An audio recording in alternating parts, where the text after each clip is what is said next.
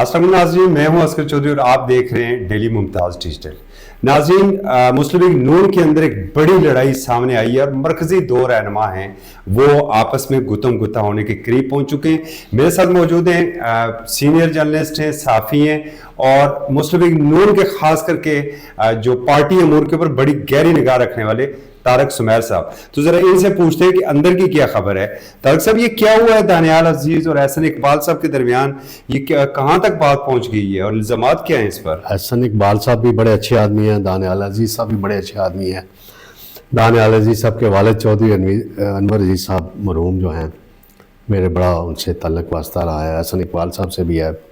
लेकिन आज अचानक मुझे एक व्हाट्सएप आता है और मैं उसमें हैरान होता हूँ कि दानियाल अजीज साहब ने नून लीग की क़यादत को लिखा है कि एहसन इकबाल जो हैं महंगाई के ज़िम्मेदार हैं।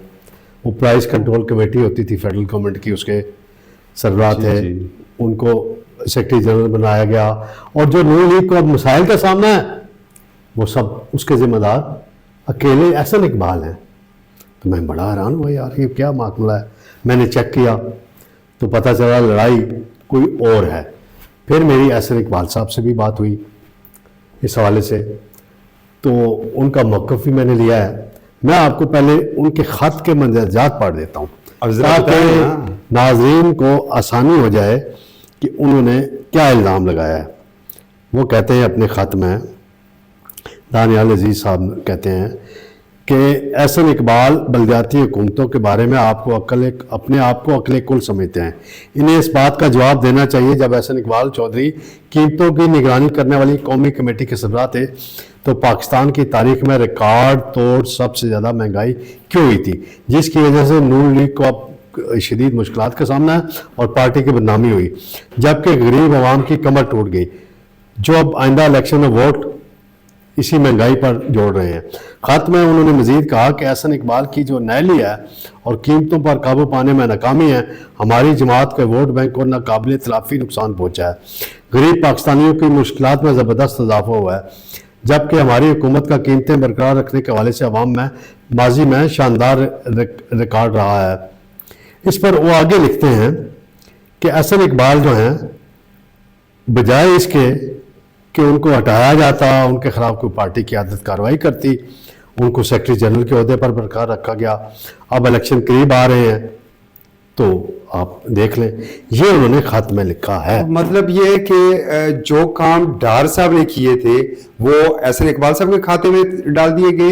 एक अमूमी तासर ये है कि दानियाल अजीज साहब जो हैं वो मोहतरमा मरियम साहब के बड़े करीब समझे जा रहे हैं। इसमें कोई शक नहीं। इसमें एक बात, महंगाई पूरी पीडीएम हुकूमत का इशू है, ना इसाक डार का इशू है, ना शहबाज शरीफ का। बिलावल कहते हैं कि मेरा इशू नहीं, पूरी पीडीएम।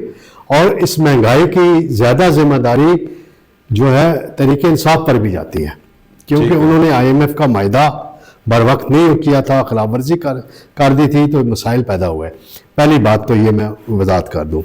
जहाँ तक ये है कि मरीम नवाज साहिबा के बड़े करीब हैं दानियाल अजीज, उनकी मीडिया सेल का हिस्सा थे 2013 से 2017-18 में जी। और उन्होंने एक प्रेस टॉक की थी और फिर साकिब निसार ने उनको 5 साल के लिए नायल करार दे दिया। फिर उनकी एहलिया जो हैं महनाज साहिबा, वो MNA बनकर आई। तो कुर्बानियाँ अगर देखी जाए तो एहसन इकबाल की भी बहुत कुर्बानियाँ नून लीग के लिए। सीनियर तरीन आदमी हैं, पुराने मुस्लिम लीगी हैं, उनकी वालदा भी MNA रही हैं, बड़ा विजन रखते हैं। बस एक उनमें छोटी मोटी खामी है, गुफ्तगू बहुत लंबी करते हैं, अपना फ़लसफ़ा बहुत वो भेजते हैं और कभी कभार टाई भी नहीं उतारते। तो मैं उनको अक्सर कहता हूँ कि हसन भाई टाई तो ज़रा थोड़ा सा जुम्मे वाले दिन भी उतार दिया करें। तो ये मैं बता, असल झगड़ा जो है, मेरी ये बताइए ना, लेकिन इसमें देखें ना गोली भी उन्होंने खाई हुई है। मैं बताता हूँ ना, असल झगड़ा है, एक है मौलवी गियासुद्दीन साहब, एक है अवैस कासम साहब। ये 2 MPA थे 2018 में नून लीग के टिकट पे। महनाज अजीज जो हैं, ऐसा दानियाल अजीज की आलिया, उसके हल्के में ये इलेक्ट हुए थे। बाद में ये मिल गए, जलील शर्कपुरी ने एक ग्रुप बनाया था नून लीग का, 5 से 7 MPS उसमें शामिल थे, ये उसका हिस्सा रहे। तो एहसन इकबाल साहब का ये मौक़िफ़ है कि जनाब ये सियासी लोटे हैं, तो मैं नहीं चाहता कि इनको एमपीए का टिकट दिया, सियासी लोटों को टिकट दिया जाएगा तो पार्टी का बड़ा बड़ा मैसेज जाएगा जी कारकुन को। ये उनका मौकफ है जी, बहुत जबरदस्त मौकफ है। लेकिन ये दर्जनों जो लोटे शामिल हो रहे हैं, तो ये क्या ये धुल चुके हैं लोटे जो थे? कौन से लोटे भाई? सब जगह जगह पर प्रेस कॉन्फ्रेंसें हो रही हैं, इख्तियार हो रही हैं। वो जहांगीर तरीन वाला जहाज और प्रेस वो एक अलग, उसको मैं बहस नहीं, अभी टाइम नहीं है हमारे पास, शार्ट टाइम होता है। ये जो शामिल हो रहे हैं ना, जनूबी पंजाब वाले हो गए, बाप पार्टी वाले हो गए, वो सियासी लोटे नहीं है, उनको हम सियासी मुसाफिर कह देते हैं। और इनको हसन इकबाल साहब सियासी असल लड़ाई ये है। और मैं आखिरी बात आपको कहूँगा, वक्त की किल्लत है, कि मुझे यकीन है मियाँ मोहम्मद नवाज शरीफ साहब इस लड़ाई को मज़ीद बढ़ने नहीं देंगे और वो मामलात को हैंडल कर लेंगे। और जहाँ तक मरीम नवाज साहिबा कत्ल, आपने कहा कि मरीम नवाज जो हैं वो यंग जो लीडरशिप है, अपना क्या नाम है, तलाल चौधरी हो गए, जी जी, दानियाल हो गए, दानियाल एक बैरिस्टर रावलपिंडी से, चौधरी तनवीर के बेटे, इनको वो बड़ा ऊपर लाना चाहती है, इन्होंने पुख्ता भी तो है ना, ऊपर लाना चाहती है। ऐसा इकबाल साहब की अपनी कुर्बानियाँ हैं, जेल काटी है, गोली खाई है बतौर वज़ीर दाखिला इमरान खान के दौर में।